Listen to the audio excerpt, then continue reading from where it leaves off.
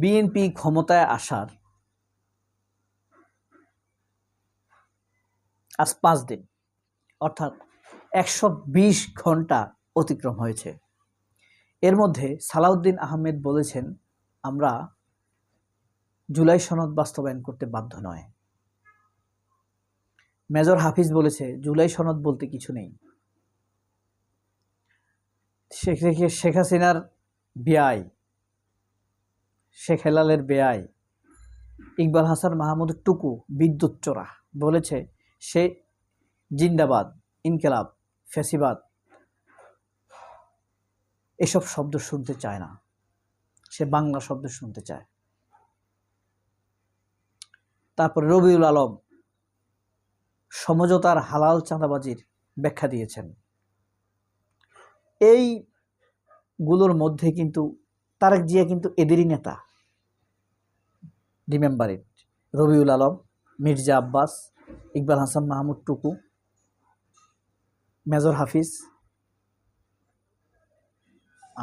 আপনার আমির খসরু, তারেক রহমান কিন্তু এদেরই নেতা। এই সকল টাউটদের নেতা। কিন্তু তারেক রহমান নিজে একটি সিদ্ধান্ত নিয়েছেন, সেটি হলো, দেখেন, খুব প্রশংসিত হয়েছেন। তিনি প্রধানমন্ত্রীর জন্য 14টা গাড়ি থাকে, তিনি এটাকে 4টাতে নামিয়ে আনবেন, 4টা গাড়ি ব্যবহার করবেন এবং সরকারি গাড়ি ব্যবহার করবেন না, ফ্ল্যাট ফ্লট ব্যবহার করবেন না, তেলও জ্বালানি নেবেন না। তো তারেক রহমান এই ত্যাগের এই দৃষ্টান্ত স্থাপন করে চলেছেন। তার দল কি সেটা অনুসরণ করছে? আমির খসরু মাহমুদ চৌধুরী যখন জুলাইকে তাচ্ছিল্য করে, তখন কি সেই প্রমাণ পাওয়া যায়? কৃতজ্ঞতার ঢাল পাওয়া যায়? এদেশের মানুষের প্রতি তো কৃতজ্ঞতা নাই তার। মেজর হাফিজ যখন বলে জুলাই সনদ বলতে কিছু নাই, তাহলে কি সেই প্রমাণ পাওয়া যায়? পাওয়া যায় না। রবিউল যখন সমঝোতার চাঁদা উদ্ধার করতে চায়, তখন তারেক রহমান গাড়ি ব্যবহার না করলেই কি জিনিসপত্রের তো দাম বাড়বেই, কারণ চাঁদা উত্তোলনের মাধ্যমে প্রত্যেকটি পণ্যের উপরে মূল্য বৃদ্ধির প্রভাব পড়ে চাঁদার মাধ্যমে।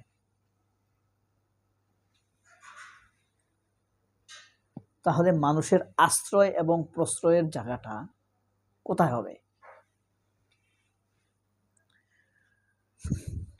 এর আগে আমি একটি এপিসোড করেছিলাম বিএনপির 72 ঘন্টা। দেখেন, এহসানুল হক মিলন, তাকেও বিতর্কিত করে ফেলা হচ্ছে। মানে কোনো দিকেই তারেক রহমানের আরেকটি ব্যতিক্রম জিনিস আপনারা খেয়াল করেছেন কিনা, তিনি আজকে 5ম কার্যদিবস পার করছেন প্রধানমন্ত্রী হিসেবে, অর্থাৎ 120 ঘন্টা হবে আজকে তার। তিনি একবারও শুটেড বুটেড টাই পরে যাননি। এবার শহীদ মিনারে তিনি গিয়েছেন চিরাচরিত একদম বাংলাদেশিদের আপন ড্রেসে, আপন পোশাকে। তারপরে আপনার হাত তুলে মোনাজাত করেছেন শহীদদের জন্য। সবকিছুই ভালো লাগছে, কিন্তু কোথায় যেন একটা খসখস থেকে যাচ্ছে। গুম কমিশন নিয়ে তিনি কি ভাবছেন? কেন তিনি বিডিআর বিদ্রোহের পুনঃতদন্ত করতে যাচ্ছেন? আয়নাঘর নিয়ে তিনি কি ভাবছেন? কেন তিনি 21শে আগস্ট গ্রেনেড হামলা পুনঃতদন্ত করছেন না? অন্তত নিজেকে নির্দোষ প্রমাণের জন্য জাতির কাছে এটা করা উচিত, যে বিডিআর 21শে আগস্টের গ্রেনেড হামলা এবং 10টা অস্ত্র মামলা, এই 2টা জিনিসের একদম পরিষ্কার তদন্ত হওয়া দরকার। না হলে কোনোভাবেই খসখসানিটা যাবে না। কারণ এই 10টা অস্ত্র মামলা এবং বিডিআর বিদ্রোহ, 21শে আগস্টের গ্রেনেড হামলা, এই 2টা জিনিস নিয়ে বেগম খালেদা জিয়া এবং তারেক রহমানকে নাস্তা নাবুদ করে দিয়েছে এই প্রথম আলো, কালের কণ্ঠ, বাংলাদেশ প্রতিদিন, জনকণ্ঠ, চ্যানেল আই, ৭১ টিভি এরা। এতিমদের অর্থ আত্মসাৎ মামলা নিয়ে তারেক রহমানকে বেগম খালেদা জিয়াকে কি অপদস্থ করলো, মৃত্যুর কাছাকাছি পৌঁছাই দিছে। তাহলে তারেক রহমান যতটুকু ভালো কাজ করছেন, তার অন্য কাজে একটা রহস্য দেখা যাচ্ছে, রহস্যময় আচরণ। আলম ও ফজলুর রহমানের মতো একজন চৌকস, সৎ, দেশপ্রেমিক সেনা অফিসার বিডিআর বিদ্রোহের বিষয়টি আপনার তদন্ত করেছেন।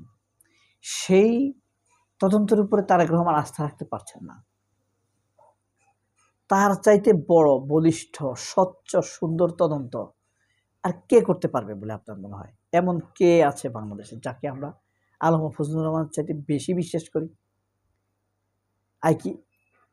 আইকিবি, ইকবাল করিম মাহমুদ? না, বিশ্বাস হয় না।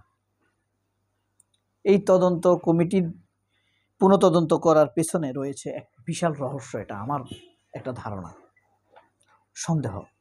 এই কারণে আমার খসখস লাগে, সব ভাল লাগে। দেশি পোশাক পরতেছেন, শহীদ মিনারে গিয়ে হাত তুলে মোনাজাত করতেছেন, পাঞ্জাবি পরে গিয়েছেন, দোয়া পড়েছেন,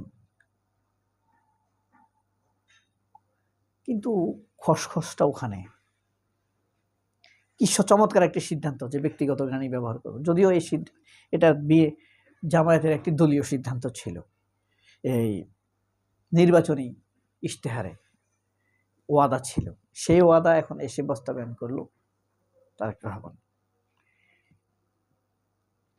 এটা কিন্তু আদতে তার জামায়াতের একটি প্রশংসা করা। এখন এর আড়ালে কি তারেক রহমান ভারতের নির্দেশে কিছু করতে যাচ্ছেন? কারণ ভারতকে চ্যালেঞ্জ করা হয়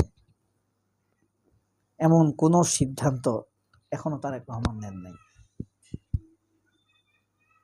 এটাই হলো খসখস করা, এটাই হলো বিশ্বাসের অভাব হওয়া। এখন সরকার আসার সাথে সাথে কিন্তু মানুষ জনপ্রিয় থাকে, চাপ কম থাকে, আমলারা ভয় পায়, তখনই আপনাকে ভালো ভালো সিদ্ধান্ত নিতে হয়।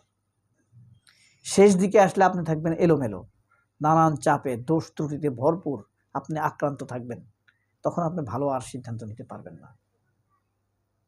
তাহলে কোন পথে হাঁটছেন তারেক রহমান? সবাই অনেক ভালো থাকবেন। আল্লাহ হাফেজ। আসসালামু আলাইকুম।